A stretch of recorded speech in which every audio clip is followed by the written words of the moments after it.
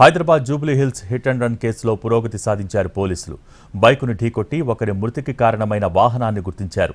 నిందితుడు ద్వారపూడి నాగను ఇవాళ కోర్టులో హాజరుపరచనున్నారు పోలీసులు. సికింద్రాబాద్లోని గాంధీనగర్కు చెందిన 30 ఏళ్ల తారక్ రామ్ మాదాపూర్లోని నోవాటెల్ హోటల్లో బౌన్సర్గా పనిచేస్తున్నాడు. నిన్న విధులు ముగించుకుని మరో బౌన్సర్ రాజుతో కలిసి ఇంటికి వెళ్తున్న సమయంలో పెద్దమ్మ గుడి కమాన్కు సమీపంలో వేగంగా దూసుకొచ్చిన కారు ఢీకొట్టింది. తారక్ రామ్ నడుపుతున్న బైకును వెనక నుంచి బలంగా ఢీకొట్టింది. దీంతో తీవ్రంగా గాయపడ్డ తారక్ రామ్ అక్కడికక్కడే చనిపోయాడు. ఇక బైక్ వెనక కూర్చున్న రాజుకు తీవ్ర గాయాలయ్యాయి. కారు నడుపుతున్న వ్యక్తి ప్రమాదాన్ని పట్టించుకోకుండా అక్కడి నుంచి పరారయ్యాడు. తీవ్రంగా గాయపడ్డ రాజును స్థానికులు ఆసుపత్రికి తరలించారు. ప్రమాదానికి కారణమైన కారుకు రిజిస్ట్రేషన్ నెంబర్ లేదని పోలీసులకు తెలిపారు స్థానికులు. దీంతో సీసీటీవీ కెమెరాల ఫుటేజ్ను పరిశీలించారు పోలీసులు. ఎట్టకేలకు ప్రమాదానికి కారణమైన కారు కూకట్పల్లి వాసికి చెందిందిగా గుర్తించారు పోలీసులు.